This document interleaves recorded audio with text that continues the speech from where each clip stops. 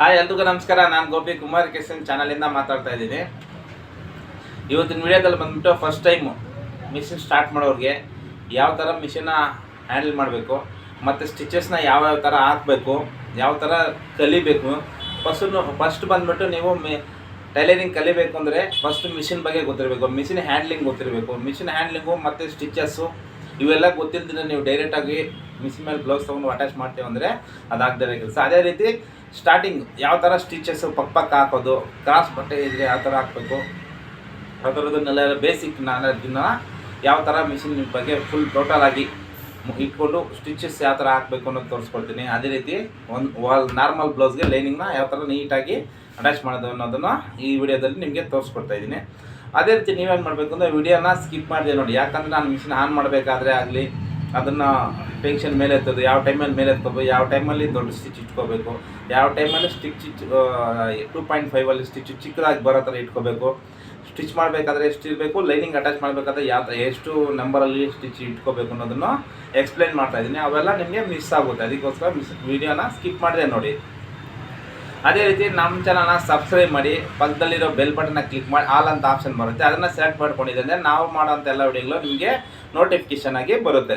ಅದೇ ರೀತಿ ಲೈಕ್ ಮಾಡಿ, ಶೇರ್ ಮಾಡಿ, ನಿಮ್ಮ ಮುಖಾಂತರ ಬೇರೆಯವರು ಕಲಿಬೇಕು ಅಂದ್ಕೊಂಡಿರೋರ್ಗೂ, ಇಲ್ಲ ಹೊಸದಾಗಿ ಕಲಿಯೋರ್ಗೂ, ಇಲ್ಲ ಕಲ್ತಿರೋರ್ಗೂ ಡೌಟ್ಸ್ ಬಂದರು ನಮಗೆ ಸ್ಕ್ರೀನ್ ಮೇಲೆ ಕಳಿಸ್ತಾರೆ ನಂಬರ್ಗೆ ವಾಟ್ಸಪ್ಪಲ್ಲಿ ಮೆಸೇಜ್ ಮಾಡಿ, ಇಲ್ಲ ಕಾಲ್ ಮಾಡಿ, ಇಲ್ಲಾಂದರೆ ನಾರ್ಮಲಾಗಿ ಟೆಕ್ಸ್ಟ್ ಕಾಮೆಂಟ್ ಆದರೂ ಮಾಡಿ, ಪ್ರತಿಯೊಂದಕ್ಕೂ ರಿಪ್ಲೈ ಕೊಡ್ತೀನಿ. ನಿಮ್ಗೇನೇ ಡೌಟ್ ಇದ್ರೂ ಆ ಡೌಟ್ ನಾನು ಕಳಿಸಿದ್ರೆ ನಾನು, ಇಲ್ಲ ನಿಮ್ಗೆ ಯಾವ ಥರ ವೀಡಿಯೋಸ್ ಬೇಕು, ಇಲ್ಲ ಏನು ಡೌಟ್ ಇದೆ ಅನ್ನೋದನ್ನು ನೀವು ಕಾಮೆಂಟ್ ಮಾಡಿ, ಇಲ್ಲ ವಾಟ್ಸಪ್ಪಲ್ಲಿ ಕಳಿಸ್ಕೊಟ್ರೆ ಅದೇ ವಿಡಿಯೋನ ನಾನು ನೆಕ್ಸ್ಟ್ ವೀಡಿಯೋದಲ್ಲಿ ಅಪ್ಲೋಡ್ ಮಾಡಿ ತೋರಿಸ್ಕೊಡ್ಲಾಗುತ್ತೆ. ಓಕೆನಾ? ಅದೇ ರೀತಿ ಲೇಟ್ ಮಾಡಿದೆ ವೀಡಿಯೋ ಸ್ಟಾರ್ಟ್ ಮಾಡೋಣ ಬನ್ನಿ. ಹ್ಯಾಂಡಲ್ ಮಾಡೋರಿಗೆ ಈ ವಿಡಿಯೋ ಫಸ್ಟ್ ಬಂದ ತಕ್ಷಣ ಮಿಷಿನೆಲ್ಲ ನೀಟಾಗಿ ಒರೆಸ್ಕೊಂಬಿಡಿ. ಹಿಂಗೆ ಆಯಿಲ್ ಎಲ್ಲ ಇರುತ್ತಲ್ಲ ಅದರಿಂದ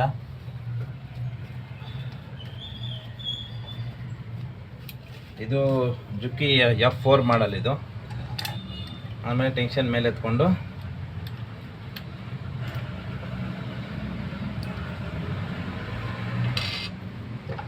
ಬಾಬಿನ ಓಪನ್ ಮಾಡ್ಕೊಳ್ಳಿ. ಆವಾಗ ಈ ಟೆನ್ಷನ್ ಮೇಲೆ ಎತ್ಕೊಂಡು ಬಾಬಿನ ಓಪನ್ ಮಾಡಿ. ಆಮೇಲೆ ನೋಡಿ ಸ್ವಲ್ಪ ಥ್ರೆಡ್ನ ಈ ಥರ ನಿಮ್ಮ ಮೂಮೆಂಟ್ಗೆ ಹಿಂಗೆ ಇಟ್ಕೊಳ್ಳಿ. ಒಂದು 3 ಸಲ ಸುತ್ತಿದ ಮೇಲೆ ನೋಡಿ ಮೇಲಿಂದ ದಾರ ನೋಡಿ, ಇಲ್ಲಿಂದ ಥ್ರೆಡ್ ತಗೊಂಡು ಇದರಲ್ಲಿ 2 ಕಡೆ ಹಾಕಿ, ಇದರಲ್ಲಿ 1 ಕಡೆ ಹಾಕಿ ನೋಡಿ, ಇಲ್ಲಿದೆ, ಇದನ್ನು ಹಿಂಗೆ ಪ್ರೆಸ್ ಮಾಡಿ, ಇದನ್ನು ಇಲ್ಲಿ ಲಾಕ್ ಮಾಡಿ. ನೋಡಿ ಇದು ಬಟನ್ ಇರುತ್ತೆ, ಆನ್ ಆಫ್ ಬಟನ್ನು ನೋಡಿ. ಅಲ್ಲಿ ಆನ್ ಮಾಡಿದೆ, ಇಲ್ಲಿ ಲೈಟ್ ಬರುತ್ತೆ, ಒಂದು ಸರಿ ಮೂಮೆಂಟ್ ಆಗುತ್ತೆ, ಆವಾಗ ಮಿಷಿನ್ ಆನ್ ಆಗಿದೆ ಅಂತ ಅರ್ಥ. ನೋಡಿ ಸುಮ್ಮನೆ ಪೆಡಲಿಂದ ಸ್ವಲ್ಪ ಮೂವ್ ಮಾಡಿದೆ ಅಂದರೆ ರೊಟೇಟ್ ಆಗ್ತಾ ಇರುತ್ತೆ. ಅದಷ್ಟು ಕಡೆ ನಮ್ಗೆ ಎಷ್ಟು ಬೇಕೋ ಅಷ್ಟು ದಾರ ಸುತ್ಕೊಳ್ಳಿ.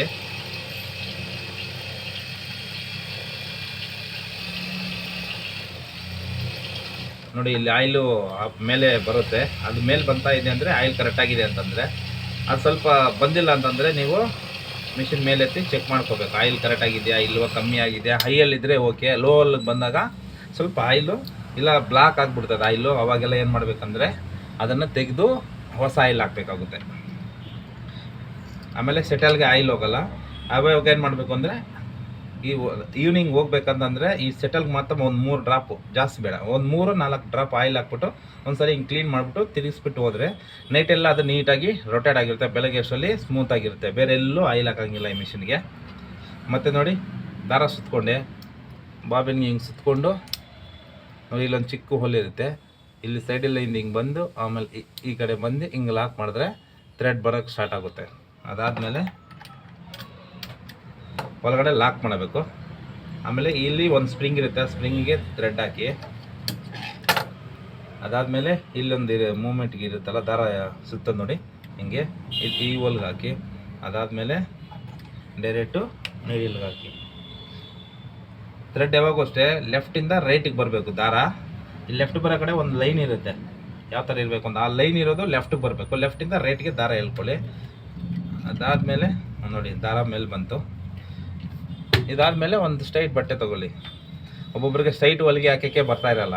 ಫಸ್ಟು ಅದಕ್ಕೆ ಕಲ್ತ್ಕೊಂಡ್ರೆ ಬೇರೆ ಬ್ಲೌಸ್ ಹೊಲಿಬೇಕು, ಎಲ್ಲ ಕಡೆ ಹೊಲಿಬೇಕಾದ್ರೆ ಸ್ಟ್ರೈಟಾಗಿ ಹೊಲಿಗೆಗಳು ಬರಬೇಕು. ಆ ಹೊಲಿಗೆಗಳು ಸ್ಟ್ರೈಟಾಗಿ ಬರಬೇಕು ಕಲಿಬೇಕು ಅಂತಂದರೆ ವೇಸ್ಟ್ ಬಟ್ಟೆಯಲ್ಲಿ ಕಲಿಯೋದು ತುಂಬ ಉತ್ತಮ ಆಗುತ್ತೆ ನೋಡಿ. ಈ ಥರ ಫೋಲ್ಡ್ ಮಾಡ್ಕೊಳ್ಳಿ. ಫಸ್ಟು ಕಿನಾರಿ ಮೇಲೆ ಒಂದು ಸ್ಟಿಚ್ ಹಾಕೊಳ್ಳಿ. ಸ್ಲೋ ಈ ಥರ ಹೊಲಿಬೇಕು ಅಂದರೆ 2.5 ನಂಬರ್ ಆಫು ಸ್ಟಿಚಸ್ ಇಟ್ಕೊಳ್ಳಿ ನೋಡಿ. ಕಿನ್ನಾರಿ ಸ್ವಲ್ಪ ಸ್ಲೋ ಆಗಾದರೂ ಪರವಾಗಿಲ್ಲ, ಒಂದೇ ಸಮ ಹಿಂಗೆ ಹಾಕಿ ಮತ್ತೆ ಸ್ಟಾಪ್ ಮಾಡಿ.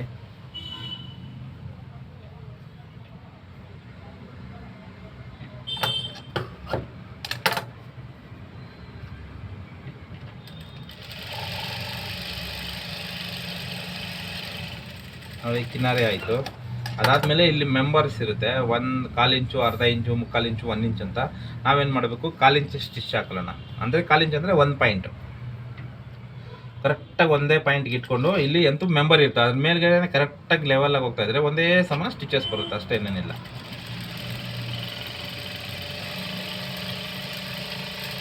ನೋಡಿ ಮುಂದೆ ನೋಡಿ ಸ್ಟಿಚಸ್ಸು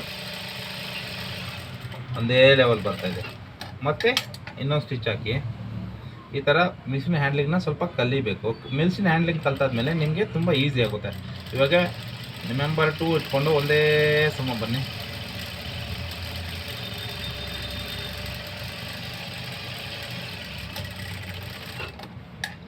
ನೋಡಿ ಈ ಥರ ಒಂದೇ ಸಮ. ಇವಾಗ ನಂಬರ್ 3 ಅಲ್ಲಿ ಪಕ್ಕದಲ್ಲಿ ಮೆನ್ಷನ್ ಮಾಡಿರ್ತಾರೆ 2, 3, 1/4 ಇಂಚು, ಅರ್ಧ ಇಂಚು, 3/4 ಇಂಚು, 1 ಇಂಚ್ ಅಂತ. ಅದನ್ನು ನಾವು ಫಾಲೋ ಮಾಡಿದ್ರೆ ಸಾಕು.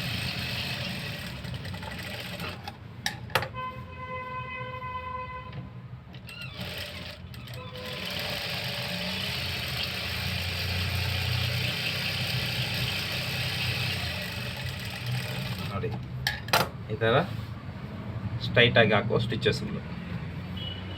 ಅದಾದ್ಮೇಲೆ ಸ್ಟ್ರೈಟ್ ಆದಮೇಲೆ ಬರೋದು ಇವಾಗ ಕ್ರಾಸು, ಇವಾಗ ಲೈನಿಂಗ್ ಅಟ್ಯಾಚ್ ಮಾಡೋದು ಸಮಥಿಂಗ್ ಎಲ್ಲ ಇರುತ್ತೆ. ಇವಾಗ ಒಂದು ಬ್ಲೌಸ್ನ ತಗೊತಾ ಇದ್ದೀನಿ.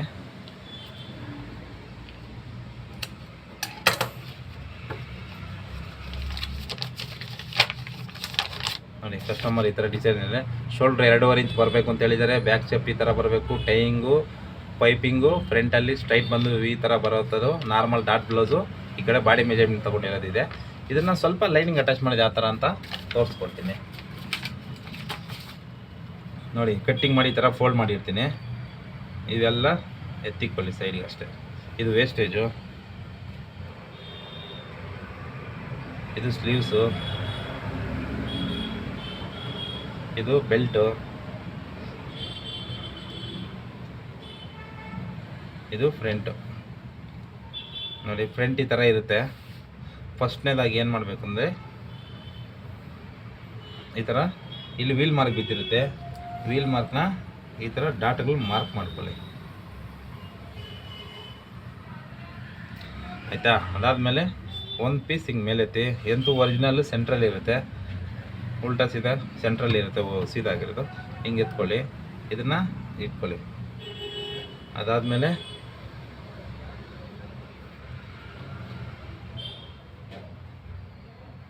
ಹಿಂಗೆ ಇಟ್ಕೊಂಡ್ವಾ. ಇವಾಗ ಬಂದುಬಿಟ್ಟು 5ನೇ ನಂಬರಲ್ಲಿ ಇಟ್ಕೊಳ್ಳಿ ಸ್ಟಿಚಸ್ಸು. ಇಟ್ಕೊಂಡು ನೋಡಿ ಸೆಂಟ್ರಲ್ಲಿ ಹಿಂಗೆ ಇಟ್ಕೊಳ್ಳಿ. ಕೈ ಇಟ್ಕೊಂಡಿದ್ದೀವಿ ಅಂದರೆ ಕರೆಕ್ಟಾಗಿದೆ, ಎಲ್ಲೂ ಅಲ್ಲಾಡಲ್ಲ ಪೀಸು.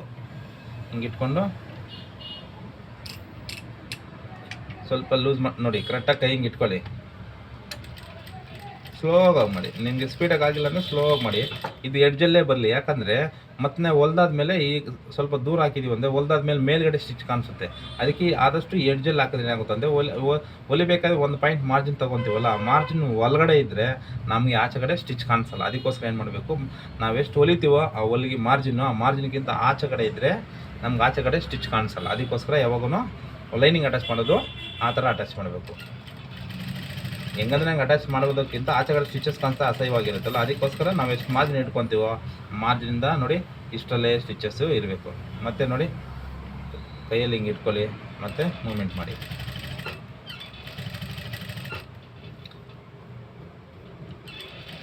ಫಸ್ಟ್ ಟೈಮ್ ಬ್ಲೌಸ್ ಹೊಲಿತಾ ಇದ್ದೀರಲ್ಲ ಅವ್ರಿಗೂ ಮತ್ತು ಕಲಿಬೇಕು ಅಂದ್ಕೊಂಡಿರೋರ್ಗೂ ಸ್ಟ್ರೈಟಾಗಿ ಹೊಲಿಗೆಗಳು ಹಾಕೋದು ಕಲ್ತ್ಕೊಂಡ್ರೆ ಇವೆಲ್ಲ ನಿಮಗೆ ಒಂದೇ ಸಮ ಬರುತ್ತೆ. ಅದೇ ಹೊಲಿಗೆಗಳು ಕರೆಕ್ಟಾಗಿ ಹಾಕೋಕ್ಕೆ ಕಿನಾರಿ ಸ್ಟಿಚ್ಚು, ಪಾಯಿಂಟ್ ಸ್ಟಿಚ್ ಹಾಕೋಕ್ಕೆ ಬಂದಿಲ್ಲ ಅಂತಂದರೆ ಇಲ್ಲಿ ಲೈನಿಂಗ್ ಅಟ್ಯಾಚ್ ಮಾಡೋಕ್ಕೆ ಬರೋಲ್ಲ. ಲೈನಿಂಗ್ ಅಟ್ಯಾಚ್ ಮಾಡೋಕ್ಕೆ ಬಂದಿಲ್ಲ ಅಂದರೆ ಬ್ಲೌಸ್ ಹೊಲಿಕ್ಕೆ ತುಂಬ ಕಷ್ಟ ಆಗುತ್ತೆ. ಅದಕ್ಕೋಸ್ಕರ 1 by 1 ನೀಟಾಗಿ ಕಲಿಬೇಕು. ಮತ್ತು ನೋಡಿ ಈ ಥರ ಬರೀ ಕೈಯಲ್ಲೇ ನಮ್ಗೆ ತುಂಬ ಕೆಲಸ. ಅದಕ್ಕೆ ಈ ಫಿಂಗರ್ಸು ಪ್ಲಸ್ ಮಿಷಿನ್ ಸೆಟ್ಟಿಂಗ್ಸು ನಾವು ಹ್ಯಾಂಡ್ಲಿಂಗ್ ಅನ್ನೋದು ಈ ಮೂಮೆಂಟ್ಗಳು ಚೆನ್ನಾಗಿ ಕಲ್ತ್ಕೊಂಡಿದ್ದೀವಿ ಅಂದರೆ ಬ್ಲೌಸ್ ಹೊಲಿಬೇಕಾದ್ರೆ ತುಂಬ ಈಸಿ ಆಗುತ್ತೆ. ನಾವು ಕೈಯಲ್ಲಿ ಹಿಂಗೆ ಹಿಂಗೆ ಹಿಂಗೆ ಎಲ್ಲ ಮಾಡಬಾರ್ದು, ಜಸ್ಟ್ ಸುಮ್ಮನೆ ಹಿಂಗೆ ಈ ಕೈ ಮೂಮೆಂಟು ಪ್ಲಸ್ ಮಿಷಿನ್ ಹ್ಯಾಂಡ್ಲಿಂಗ್ ಎರಡು ಗೊತ್ತಾಗಿದೆ ಅಂದರೆ ನಿಮಗೆ ಬ್ಲೌಸ್ ಹೊಲಿಯೋಕ್ಕೆ ತುಂಬ ಅನುಕೂಲ ಆಗ್ಬಿಡ್ತದೆ. ಆಮೇಲೆ ಸ್ಪೀಡು ಆಗ್ತೀವಿ ಆಟೋಮೆಟಿಕ್ಕು. ಈ ಥರ ಇವೆಲ್ಲ ಈಸಿ ಮೂಮೆಂಟು, ಈಸಿ ಮೆಥಡಲ್ಲಿ ನಾನು ಹೇಳ್ಕೊಡ್ತಾಯಿದ್ದೆ. ಯಾರು ಈ ಥರ ಎಲ್ಲ ಇಷ್ಟು ನೀಟಾಗಿ ಹೇಳ್ಕೊಡಲ್ಲ, ನಾನು ಇಷ್ಟು ನೀಟಾಗಿ ಹೇಳ್ಕೊಡ್ತೀನಿ. ಕಲಿಬೇಕು ಅಂದ್ಕೊಂಡವ್ರಿಗೆ ತುಂಬ ಅನುಕೂಲ ಆಗುತ್ತೆ. ಅದಕ್ಕೆ ಹೇಳೋದು, ವಿಡಿಯೋಸ್ ಸ್ಕಿಪ್ ಮಾಡಿದೆ ನೋಡಿದ್ರೆ ಏನಾಗುತ್ತೆ, ನಾನು ಪ್ರತಿಯೊಂದು ಪಾಯಿಂಟ್ಗಳು ನೋಡಿ ಎಲ್ಲೂ ರಿಂಕಲ್ಸೇ ಬರೋಲ್ಲ. ಮತ್ತು ಹಿಂಗೆ ಇಟ್ಕೊಂಡು ಈ ಫಿಂಗರ್ಸ್ ನೋಡಿ ಮೂಮೆಂಟ್ ಇಲ್ಲ, ಆ ಥರ ಇರಬೇಕು ಅಷ್ಟೇ. ಈ ಥರ ಇಟ್ಕೊಂಡು ಮೂವ್ ಮಾಡಬೇಕು. ಇದನ್ನು ಇಷ್ಟು ಈಸಿ ಮೆಥಡಲ್ಲಿ ಹೇಳ್ಕೊಡ್ತಾಯಿದ್ದೀನಿ. ಕಲಿಬೇಕು ಆಗಿರೋರ್ಗು ಅನುಕೂಲ ಆಗುತ್ತೆ. ಮತ್ತು ನಿಮ್ಗೆ ಏನಾದ್ರು ಡೌಟ್ ಬಂತು ಅಂದರೆ ನನಗೆ ಸ್ಕ್ರೀನ್ ಮೇಲೆ ಕಾಣಿಸ್ತಾರೆ ನಂಬರ್ಗೆ ವಾಟ್ಸಪ್ ಮಾಡಿ, ಇಲ್ಲ ಕಾಲ್ ಮಾಡಿ, ಇಲ್ಲ ಕಾಮೆಂಟ್ ಮಾಡಿ. ನಿಮ್ಗೆ ಏನು ಬೇಕು ಅಂತ ನಾನು ಅದನ್ನು ಎಕ್ಸ್ಪ್ಲೇನ್ ಮಾಡ್ತೀನಿ, ಇಲ್ಲ ಮತ್ತೊಂದು ವಿಡಿಯೋ ಅಪ್ಲೋಡು ಮಾಡ್ತೀನಿ. ಮತ್ತು ಅದು ನಾನು ಲೈನಿಂಗು ನೀಟಾಗಿ ಒಂದೇ ಸಮ ಇರುತ್ತೆ. ಅದಕ್ಕೆ ಲೈನಿಂಗ್ ಪ್ರಕಾರ ನೀವು ಈ ಒರಿಜಿನಲ್ ಎಕ್ಸ್ಟ್ರಾ ಬಿಟ್ಟಿರ್ತೀನಿ, ಅಟ್ಯಾಚ್ ಮಾಡಬೇಕಾದ್ರೆ ಸ್ವಲ್ಪ ಹೆಚ್ಚು ಕಮ್ಮಿ ಆಗುತ್ತೆ ಅಂತ. ಅದಕ್ಕೋಸ್ಕರ ಏನು ಮಾಡ್ತೀರಂದರೆ ಇದನ್ನು ಕಟ್ ಮಾಡಿಬಿಡಿ, ಎಕ್ಸ್ಟ್ರಾ ಇರೋದನ್ನು. ನಂದು ರೆಡಿ ಕಟಿಂಗ್ ಇರುತ್ತೆ, ಅದಕ್ಕೋಸ್ಕರ. ಅಷ್ಟಾದಮೇಲೆ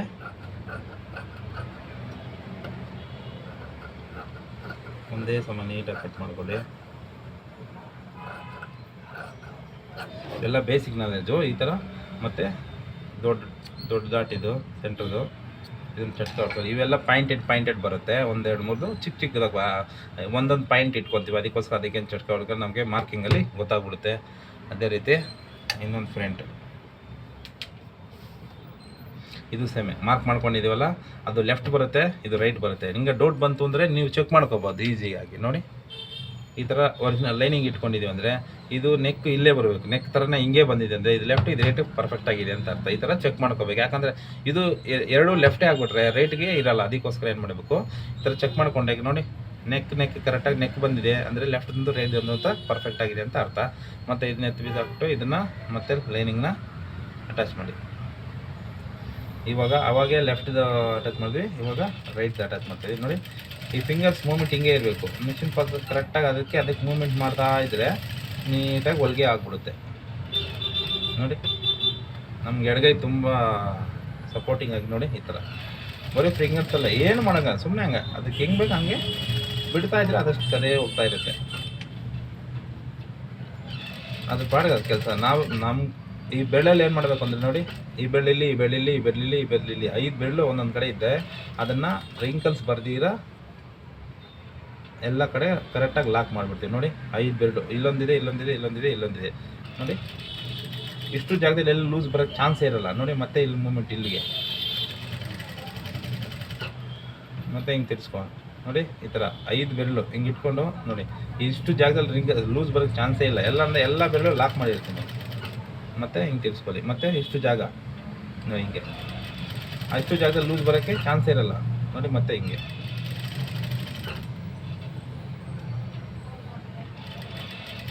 ಮತ್ತು ಇದು ಮತ್ತು ನೋಡಿ ಹಂಗೆ ಮಾಡಿದ್ರೂ ಒಂದು ಸ್ವಲ್ಪ ಲೂಸ್ ಬಂತು, ಪರವಾಗಿಲ್ಲ. ನೀವು ಲೂಸ್ ಬಂದಿದೆ ಅಂತ ಸ್ವಲ್ಪ ತಾನು ಅಡ್ಜಸ್ಟ್ ಮಾಡಿ ಹೊಲ್ದು ಬಿಡ, ನಾನು ಅದು ಇಟ್ಕೊಬಿಡಿ ಮೈಂಡ್ ಸೆಟ್ಟಲ್ಲಿ. ಯಾಕಂದರೆ ನಾವೆಲ್ಲಿ ಫಾಲ್ಟ್ ಮಾಡ್ತೀವೋ ಅಲ್ಲೇ ನಿಮಗೆ ರಿಸಲ್ಟ್ ಸ್ವಲ್ಪ ಲೂಸ್ ಬರೋದಾಗಲಿ ಇಲ್ಲ ಉಕ್ಸ್ಪಟ್ಟಿ ಹೆಚ್ಚು ಕಮ್ಮಿ ಬರೋದಾಗಲಿ ಈ ಥರ ಸುಮಾರು ಪ್ರಾಬ್ಲಮ್ ಬರುತ್ತೆ.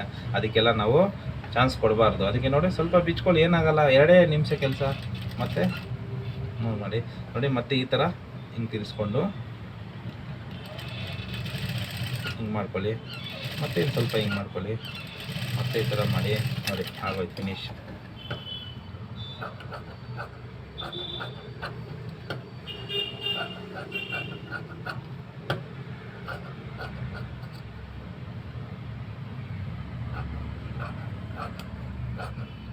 ಮತ್ತು ಈ ಥರ ಸೈಡಲ್ಲಿ ಇರೋದನ್ನೆಲ್ಲ ಎಕ್ಸ್ಟ್ರಾ ನೀಟಾಗಿ ಕಟ್ ಮಾಡಿಬಿಡಿ.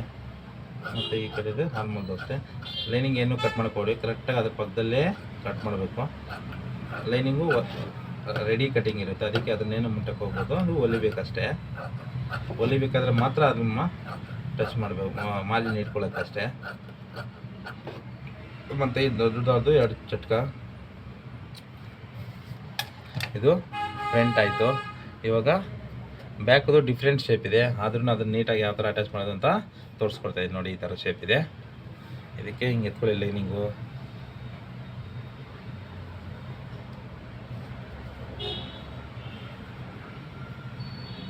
ನೋಡಿ ಈ ಥರ ಸ್ವಲ್ಪ ಸ್ಮೂತ್ ಇದೆ ಕಾಟನ್ ಬಟ್ಟೆ ಆದ್ರೂ, ಅದಕ್ಕೆ ಸ್ವಲ್ಪ ಹ್ಯಾಂಡ್ಲಿಂಗು ಇದಾಗುತ್ತೆ. ಇದು ಅಷ್ಟೇ ಕೆಳಗಡೆ ನೋಡ್ಕೋಬೇಕು ಕರೆಕ್ಟಾಗಿ.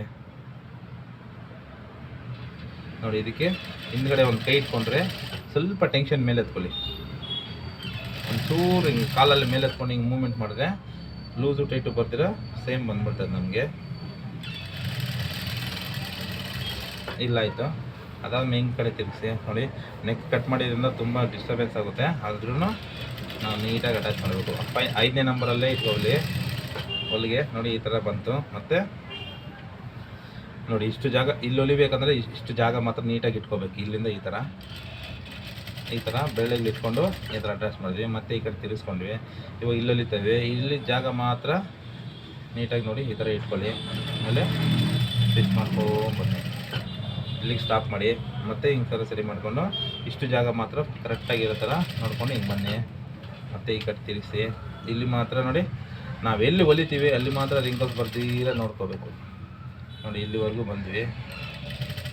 ಮತ್ತು ಈ ಥರ ಮತ್ತೆ ಈ ಕಡೆ ತಿರ್ಸ್ಕೊಂಡು ಮತ್ತೆ ಈ ಥರ ಮಾಡಿ.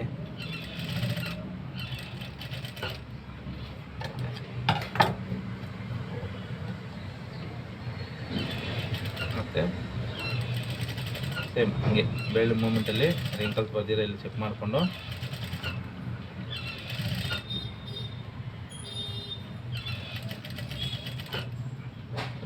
ಮತ್ತೆ ಈ ಕಡೆ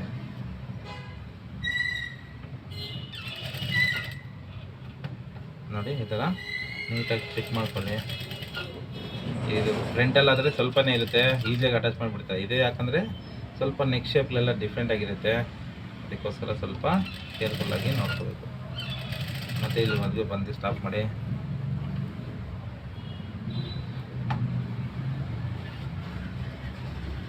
ನೋಡಿ ಸೇಮ್ ಬಂದ್ಬಿಡ್ತದೆ, ಅದಕ್ಕೆ ಒಂಚೂರು ಕಟ್ ಮಾಡ್ಬಿಡೋಣ ನೋಡಿ. ಮತ್ತೆ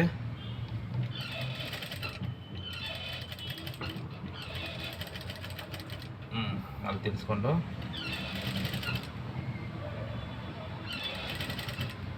ಮತ್ತೆ ಈ ಕಡೆ ತಿರ್ಸ್ಕೊಂಡು ಮತ್ತೆ ಇಲ್ಲಿ ಎಳ್ಕೊಂಡ್ಬಿಡ್ತದೆ ಮಾಡಿಕೊಂಡು ಮತ್ತು ಇದು ಸೇಮ್ ರಿಂಕಲ್ಸ್ ಬರ್ತೀರಾ ಅದೇ ಥರ ನೋಡ್ಕೋಬೇಕು. ಮತ್ತು ಹಿಂಗೆ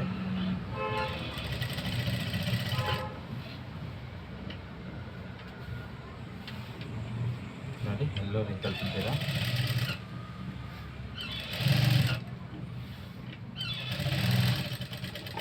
ನೋಡಿ ಬಂತು. ಇವಾಗಲೇ ಇದು ಎಕ್ಸ್ಟ್ರಾ ಕಟ್ ಮಾಡಿಬಿಟ್ಟು ಆಮೇಲೆ ಲೂಸ್ ಟೈಟು ಹೆಂಗಿದೆ ಅಂತ ಎಲ್ಲಾದರೂ ಲೂಸ್ ಬರ್ತಿದೆಯಾ ಎಲ್ಲ ಎಲ್ಕೊಂಡಿದ್ದೀವಾ ಅಂತ ಇನ್ನೊಂದ್ಸರಿ ಚೆಕ್ ಮಾಡ್ಕೊಳ್ಳೋಣ. ಅದಾದಮೇಲೆ ಕ್ಯಾನ್ವಾಸ್ ಕಟ್ ಮಾಡಿಕೊಂಡು ಇದನ್ನು ಹೊಲಿಯೋದನ್ನು ತೋರಿಸ್ಕೊಡ್ತೀನಿ.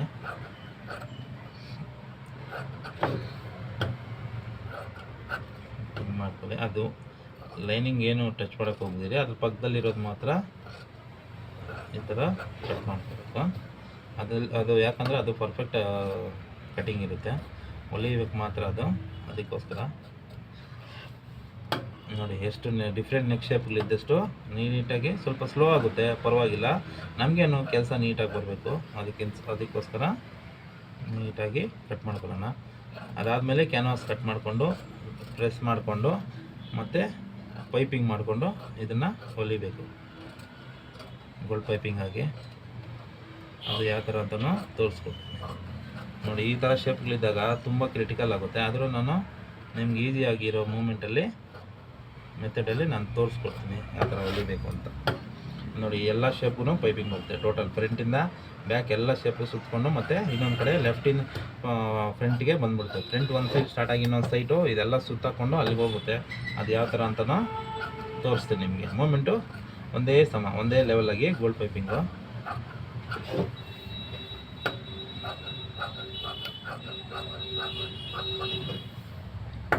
ಆಯ್ತಲ್ಲ.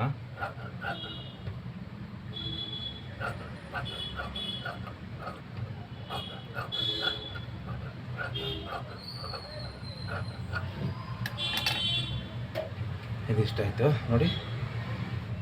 ಇದು ಈ ಥರ ಶೇಪ್ ಬರುತ್ತೆ.